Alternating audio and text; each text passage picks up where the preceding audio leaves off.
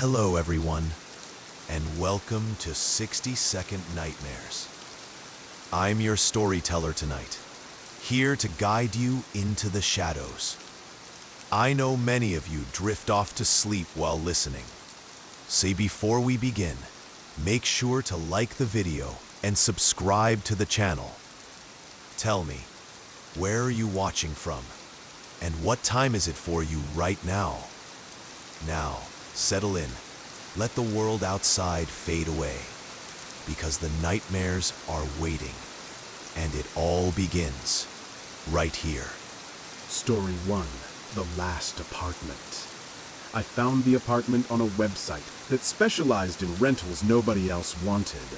The kind of places that didn't even bother with professional photos.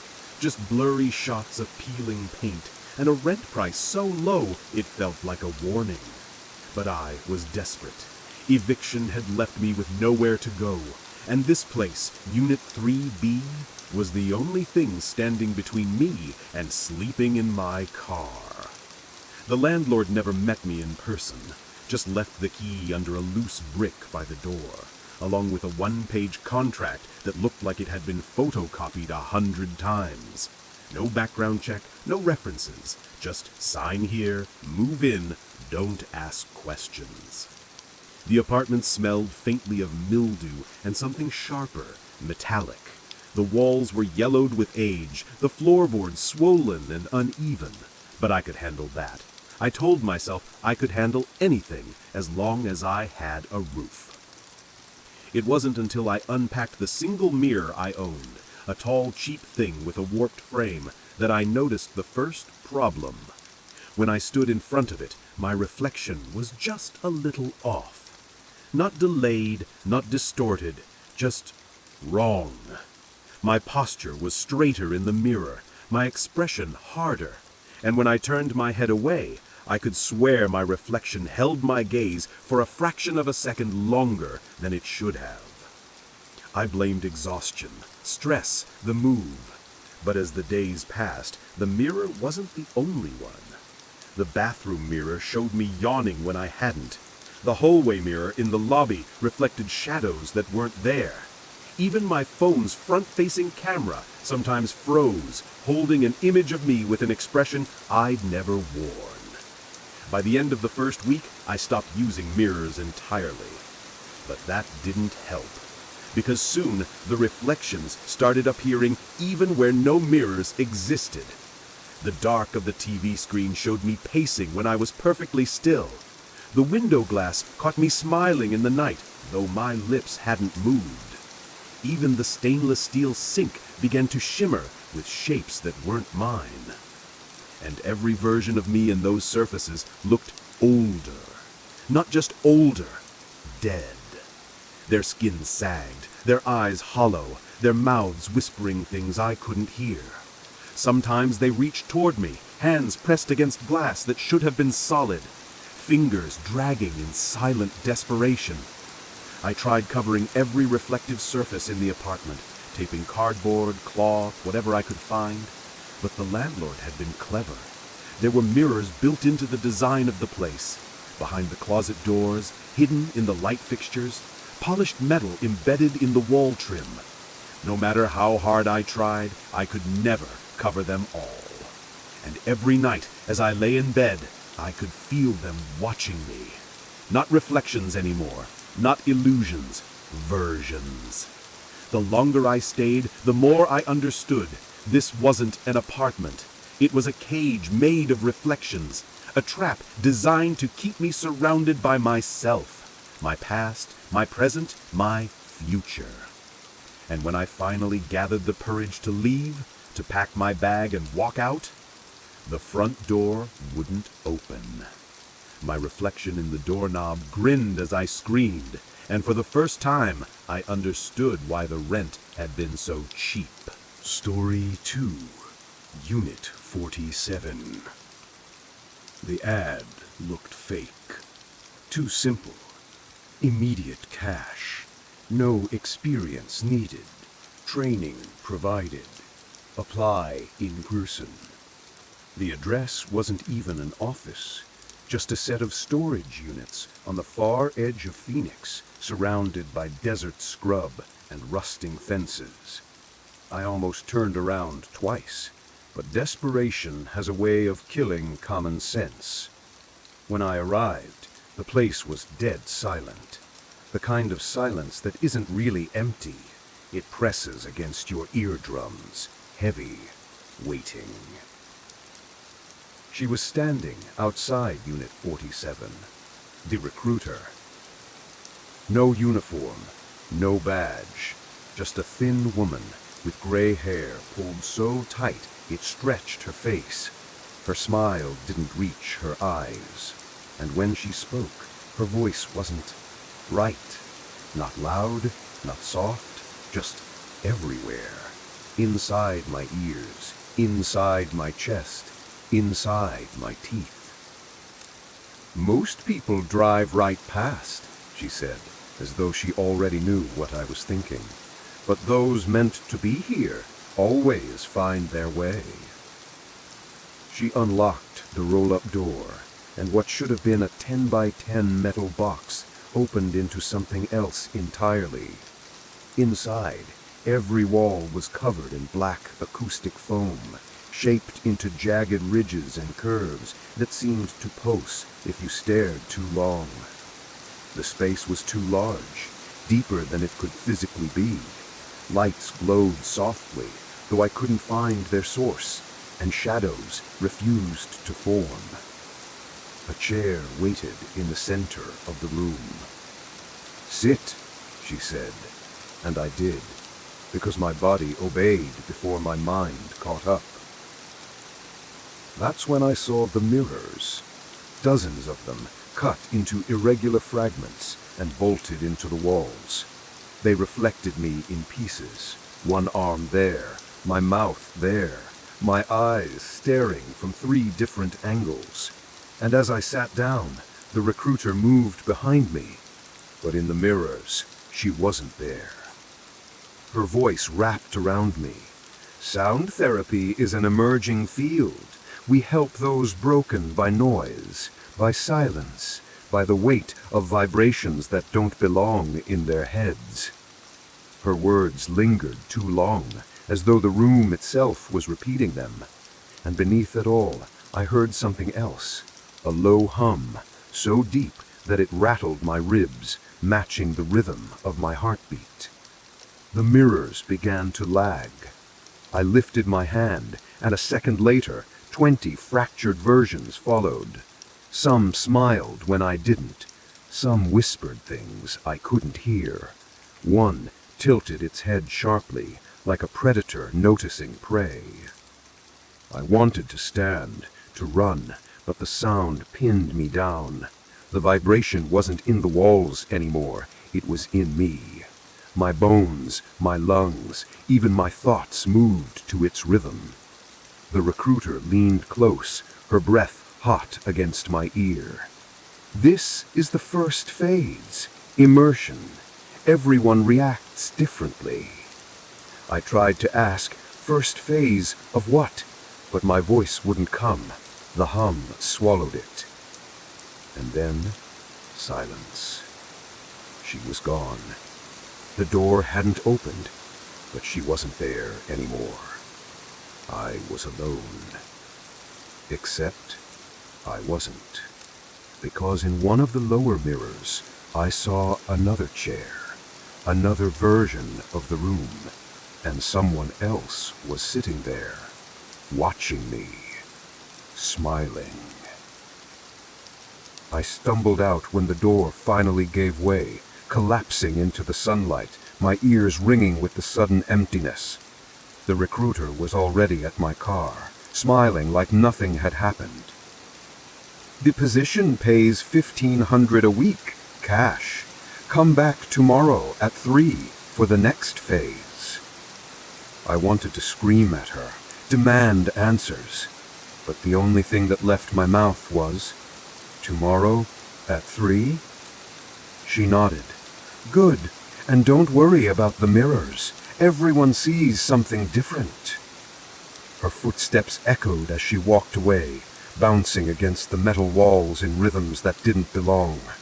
And as I gripped the steering wheel, I caught my reflection in the rearview mirror. It was smiling. I wasn't. Story 3. The Sleepless Neighbor. The building was quiet when I moved in. Too quiet for a city apartment. No music bleeding through walls, no arguments, no babies crying in the night.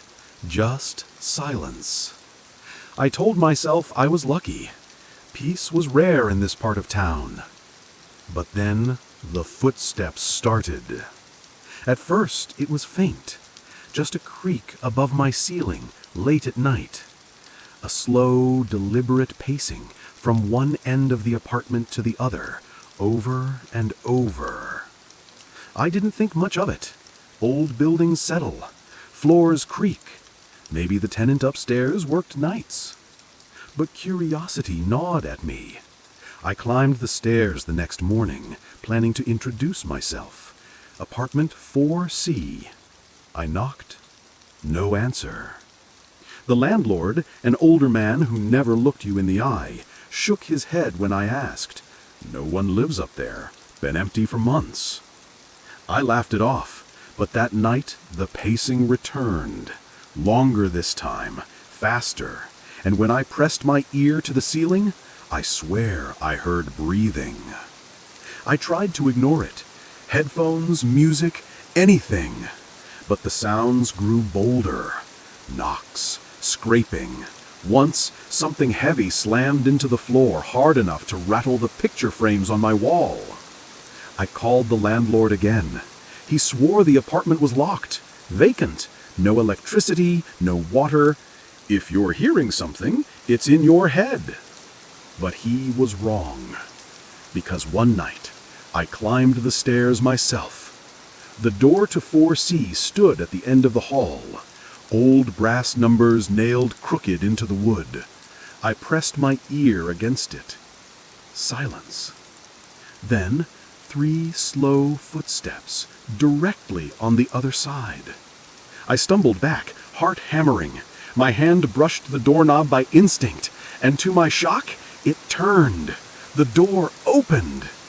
The apartment was empty, dust thick on every surface, cobwebs hanging from the corners, a smell of damp plaster and old wood. But the floorboards were warm, like someone had been walking there just seconds ago. I shut the door and fled, refusing to look back.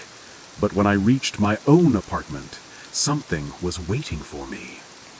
In the center of my floorboards, 3 fresh, dusty footprints, leading from my door to my bed. That night, I barely slept. Every time my eyes closed, I heard the footsteps start again, this time inside my room, circling the bed. By dawn, I was exhausted. I told myself I'd had enough. I'd pack, leave, find somewhere else, anywhere else. But when I walked into the hallway with my suitcase, apartment 4C's door was wide open, and from the darkness inside, I heard the creak of footsteps, pacing, waiting. Story 4. The Lost Frequency. It started with a sound. Or maybe it didn't. Maybe it started with silence, because silence itself is never truly silent. There's always a hum, a buzz, something low and steady beneath the edge of hearing. I was working at the university lab when it happened. My professor was obsessed with infrasound, frequencies too low for the human ear to detect, but powerful enough to affect the body. Some studies claimed they could trigger anxiety, nausea, even visions. Most people laughed it off, but not him and not me. One night, after hours, we ran the machine longer than protocol allowed.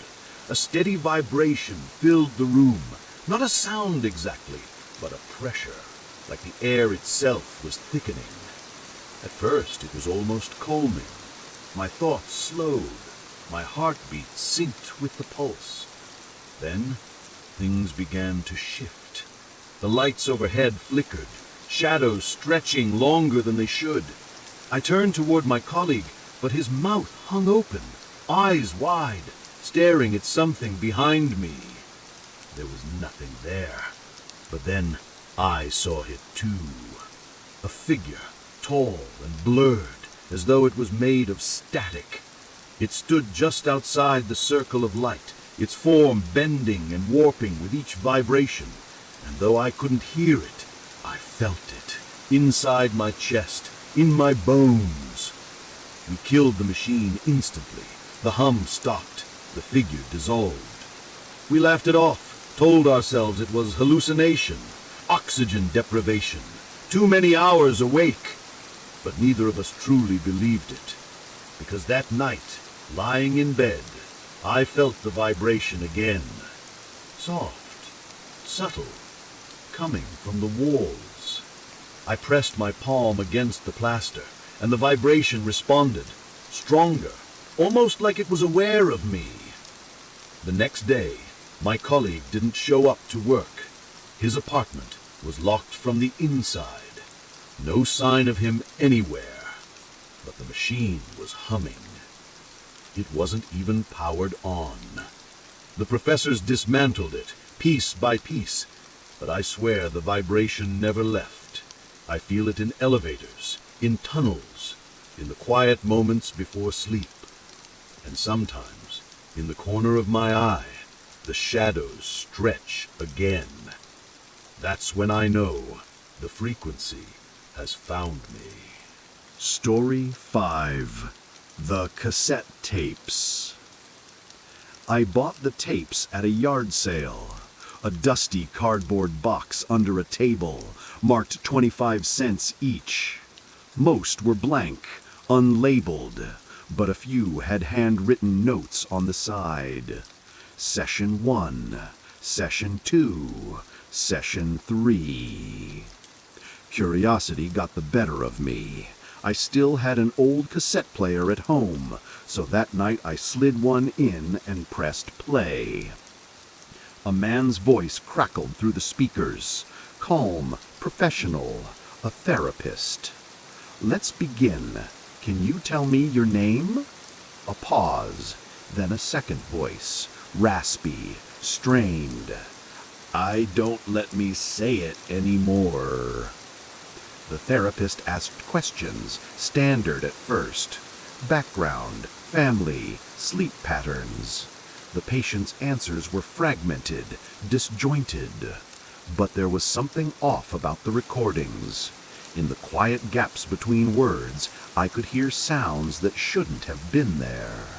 Breathing, whispering, sometimes even laughter. I thought it was background noise, bad equipment, until the therapist asked, "Who else is in the room with us?" The patient laughed, a wet choking sound. "They're behind you." The tape ended abruptly. I should have stopped there, but I didn't. The second tape picked up days later. The therapist's tone was different now, tense, impatient. He pressed the patient about their delusions. The patient insisted they weren't alone. "You'll hear them too," the patient said. "Just wait." And then, as if on cue, the recording erupted with distortion. Not static, not feedback. It was a voice, low, unintelligible, but unmistakably real. The therapist gasped, the tape clattering as though he dropped his recorder. Then silence. The third tape was worse. There was no therapist this time, only the patient's voice, clear and steady. "You played the others, didn't you?" My blood went cold. The patient continued. "They wanted you to. That's how they spread. Sound carries them. Each tape is a door, and by listening, you've already opened yours." The recording ended with a faint knock. Not from the speaker, from my front door. I didn't check. I didn't dare. I gathered the box of tapes and dumped them in the trash that same night. But it didn't matter. Because sometimes when my house is quiet, I hear the faint click of play and a voice whispering my name through the static. Story 6. The Whispers in the Dark. I never believed in ghosts. Cemeteries were just grass and stone, no different than a park, only quieter.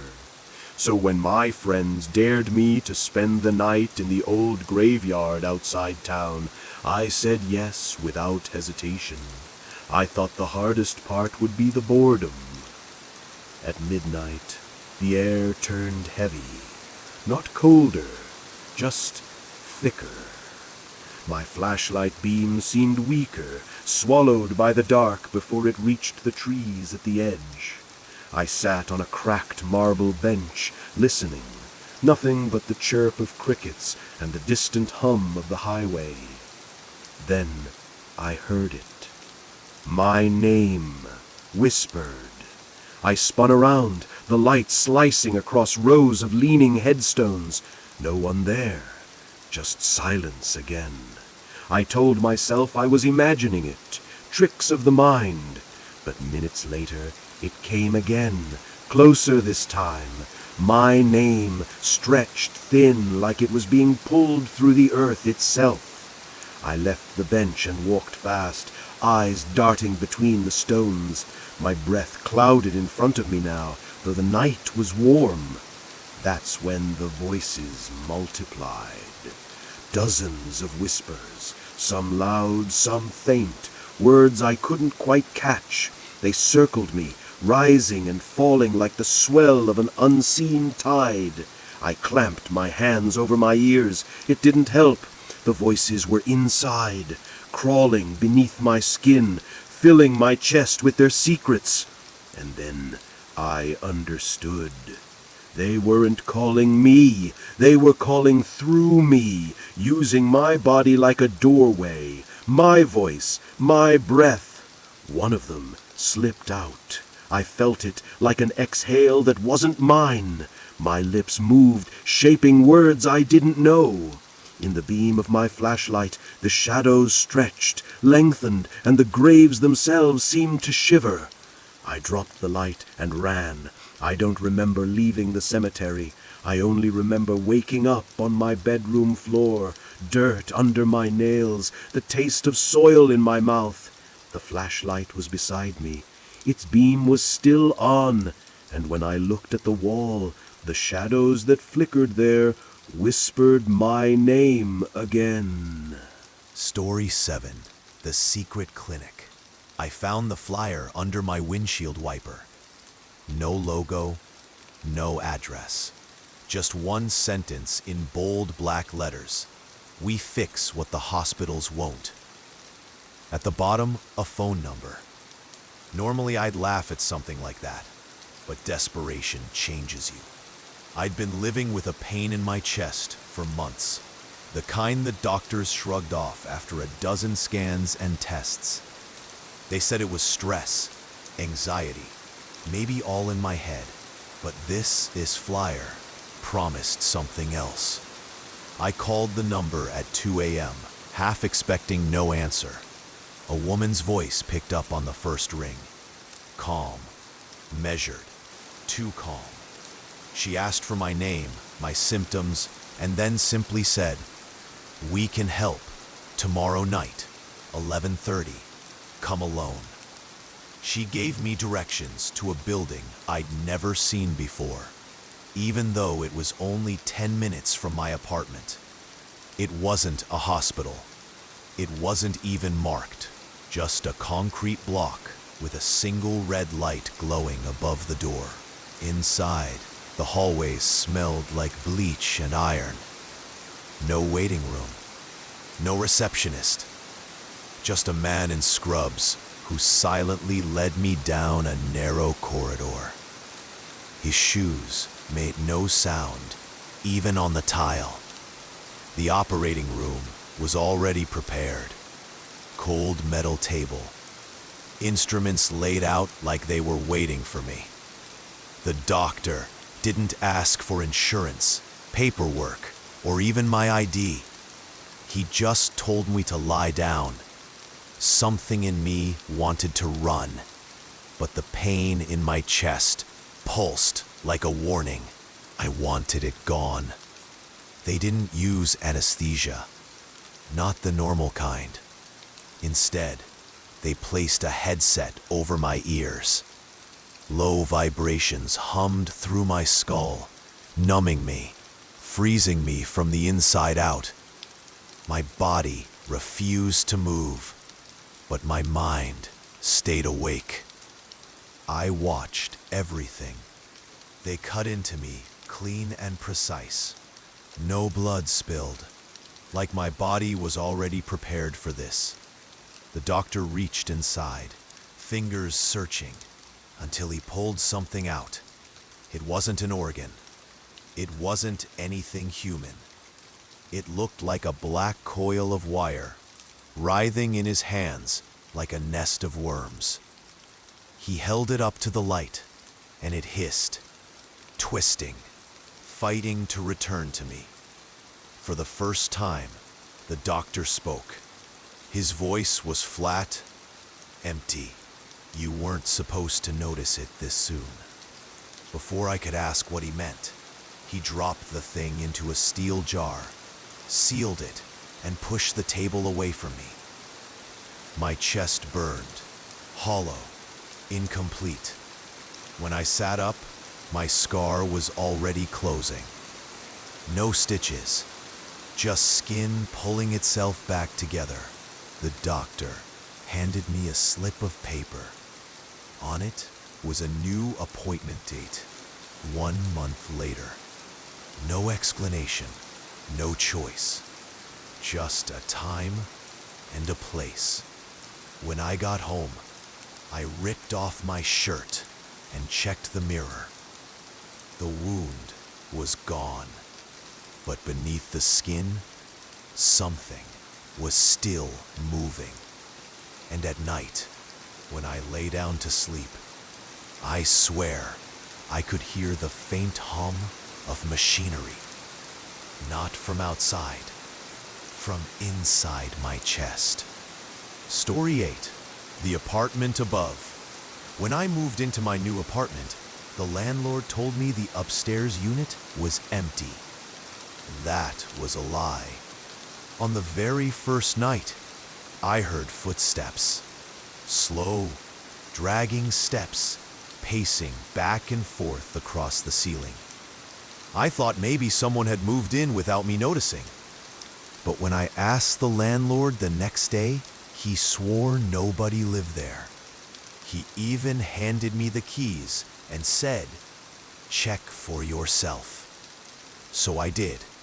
The upstairs unit was spotless, not just empty, untouched. No dust, no trash, no furniture, just blank white walls and the faint smell of bleach. But that night, the pacing came back, heavier, louder, like whoever was up there knew I'd gone snooping. I tried earplugs, music, even sleeping pills. Nothing drowned it out. And then the patterns began. The footsteps weren't random anymore. They started following mine. When I walked into the kitchen, the ceiling groaned overhead, steps echoing my path. When I stopped, they stopped. When I ran to the bathroom and slammed the door, they sprinted across the ceiling and stopped directly above me. I called the landlord again. He sounded annoyed this time, said he'd handle it. That night, the footsteps went silent. For the first time in weeks, I slept. But at 3 a.m., something new woke me. Not footsteps, breathing. Long, ragged breaths, as if someone was standing right over me. I opened my eyes and saw the ceiling bulging down, just slightly, like the plaster was soft and something heavy was pressing against it from the other side. In the morning, I grabbed the spare key again and stormed upstairs. The apartment looked the same as before, empty, except now, on the ceiling directly above where my bed sat, there was a dark stain spreading outward in the shape of two hands. Dot. I told the landlord I wanted out. He didn't argue. He just nodded like he'd been expecting it. When I asked about the upstairs tenant, his face tightened. There hasn't been anyone up there for years, he said. Not since the last guy. I asked what happened to him. The landlord wouldn't say. But when I pressed, he finally muttered, "Sometimes the walls remember people even when the lease is up."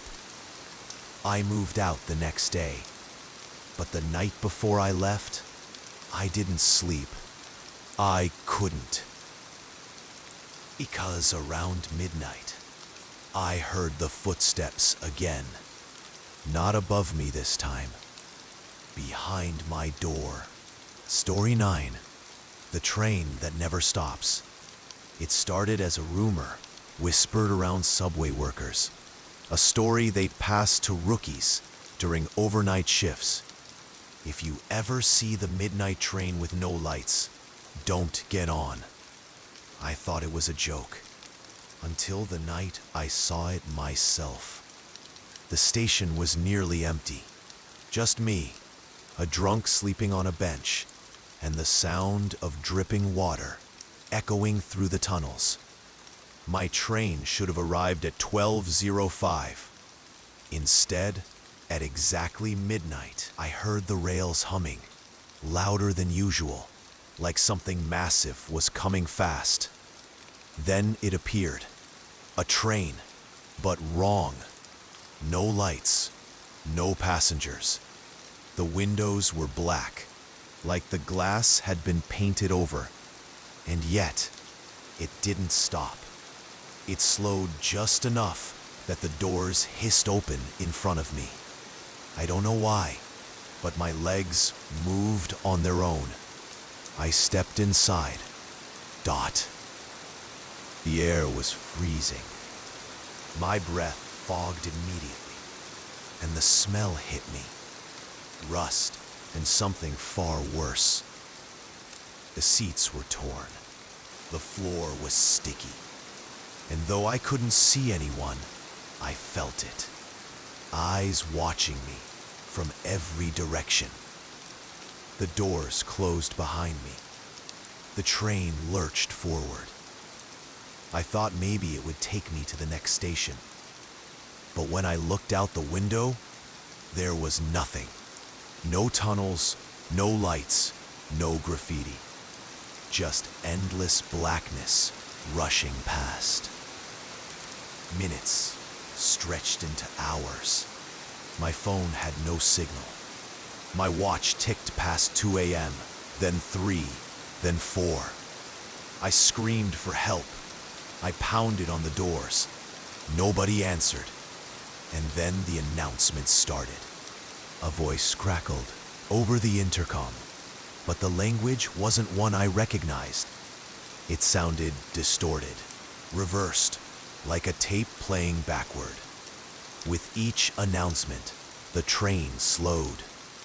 When it finally stopped, I braced myself. The doors opened, but there was no platform, just a cavernous space filled with pale figures, standing shoulder to shoulder in perfect silence. Their eyes glowed faintly in the dark, all fixed on me. I stumbled back, but the doors slammed shut before I could escape. The train lurched forward again, carrying me deeper into the void. The next time it stopped, the figures were inside the car, sitting across from me, sitting beside me, filling every seat, their faces expressionless, their eyes never blinking. I don't remember what happened after that. All I know is I woke up back on the platform hours later. The drunk guy was gone. My phone said 6 a.m. The first train of the day was rolling in. I thought it was a nightmare, until I checked my jacket pocket and found a train ticket. Old, yellowed, stamped with a date from 30 years ago. And sometimes, when I'm waiting alone at night, I swear I can still hear the hum of that train approaching. Long before it should. Story 10. The phone that knows your name. It started with a simple notification. A text message from an unknown number. Just 2 words. Hello, Daniel. That was strange enough. My name isn't on any public account. I've always kept things private. No social media, no leaks. But I brushed it off as spam and deleted it. The next night, another message. Still awake, Daniel? My stomach dropped. I hadn't told anyone I was staying up late. I lived alone, and yet the timing was perfect. I tried to reply. Who is this? The typing dots appeared immediately, like they'd been waiting. Then the response, you'll see. Over the next week, the messages kept coming. Always personal, always accurate. Enjoy your black coffee. Don't forget your keys. Nice shirt. The last one broke me because I'd just changed clothes and no one else was in the apartment. I tore the place apart, searching for hidden cameras. Nothing. I changed my phone, my SIM card, my number. The texts followed anyway. Then the calls started. When I picked up, I never heard a voice. Just breathing. Deep, steady, too close to the microphone. Sometimes, faint static whispers behind it, like a crowd murmuring far away. I went to the police. They shrugged it off as harassment, told me to block the number. I tried. It didn't matter. The calls came from new numbers each time, and the messages kept getting darker. You shouldn't go outside tonight. Don't open the door. Look behind you. The last one came at 3:17 a.m. Time to meet. Then my phone started ringing. Unknown number. Over and over again. The sound filled the room until I couldn't stand it.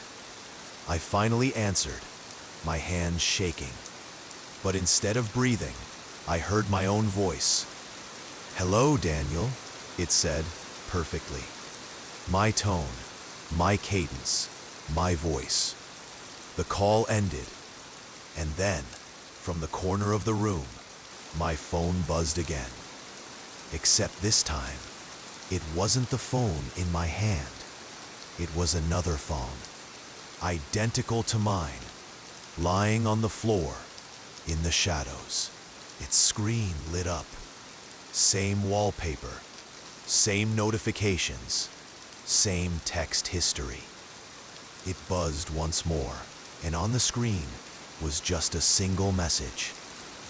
Switch. Story 11. The man in the hotel mirror. Business trips always blur together. Same airports, same lobbies, same identical beige rooms.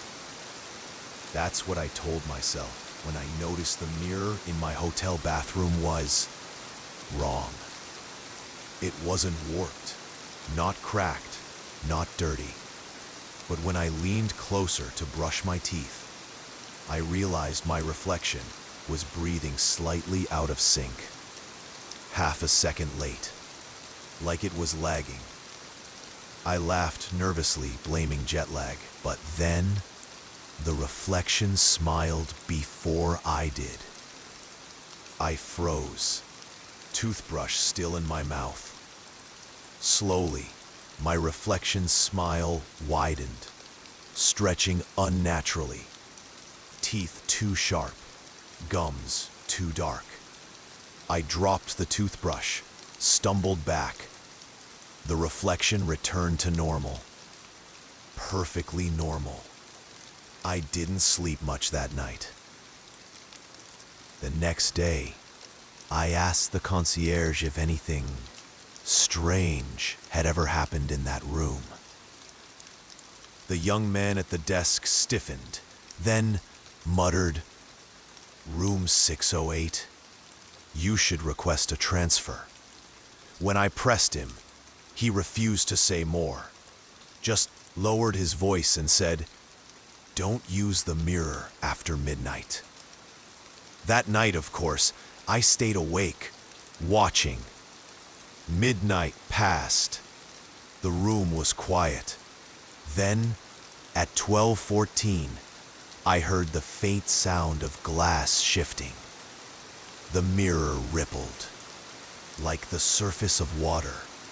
My reflection leaned forward, closer than I had, closer than was possible. His forehead pressed against the glass, leaving a smear of condensation on my side of the mirror. I scrambled backward, heart hammering. The reflection whispered something I couldn't hear, but I could read the shape of its mouth. "Let me out." I grabbed my suitcase, ready to leave, when the lights flickered and died. In the darkness, the mirror glowed faintly, just enough for me to see. The reflection was no longer sitting in the frame. It was standing behind me. I spun around. The room was empty, but in the mirror, he stayed, smiling, waiting. I checked out at 3 a.m., dragging my bags into the night. The desk clerk didn't look surprised. He just handed me my receipt and said softly, "You looked in his eyes, didn't you?" I didn't answer. I don't stay in hotels anymore. But sometimes, even at home, I catch my reflection lagging, just for a moment. And I know he's still waiting for me to slip. Story 12. The town that doesn't exist. I was driving through the Midwest last summer, a long straight stretch of nothing but cornfields and sky. My GPS showed no towns for another 60 miles, but that's when I saw the exit sign. "Welcome to Ashwood, population 1,243. It wasn't on my map. No highway markers listed it, but curiosity got the better of me. I pulled off the interstate and followed the winding road into town. Ashwood looked normal at first, quaint even. White picket fences, children on bikes, a diner with neon signs. People waved as I drove in, smiling a little too wide, their eyes not quite meeting mine. When I parked, I noticed something odd. None of the cars had license plates. I went into the diner, where the waitress greeted me before I even sat down. "Coffee? Black, just how you like it." I froze. I had never been there in my life. She winked as if it was an inside joke. The menu had no prices, just names of meals typed in an old-fashioned font. When I asked for eggs and toast, she brought the plate instantly. Not 5 minutes later, instantly. The eggs were steaming, but I hadn't seen anyone cooking. I asked her how long the town had been here. She stopped smiling, leaned close, and whispered, "Longer than you think. Longer than the highway." Her eyes flicked to the door. When I turned, I saw the other customers. All of them, every single one, watching me, smiling, not moving. I shoved a $20 bill on the counter and left. But when I got outside, things were worse. The streets stretched longer than before. Buildings I hadn't seen earlier now lined the road. An old courthouse, a school, a church whose bells tolled without moving. The sky was dimmer, though it wasn't anywhere near sunset. And my car? Gone. I ran. Down one street, then another. But they kept looping back. No matter where I went, I ended up back at the diner. The townspeople were waiting outside now, lined up along the curb. Men, women, children, all smiling, all whispering in perfect unison. Stay. That's when I remembered something. The sign had said, population 1,243, but the license plate said 1,244. Was I the new resident? I don't know how, but I eventually blacked out. When I came to, I was back on the interstate, car humming beneath me, GPS chirping about my next turn.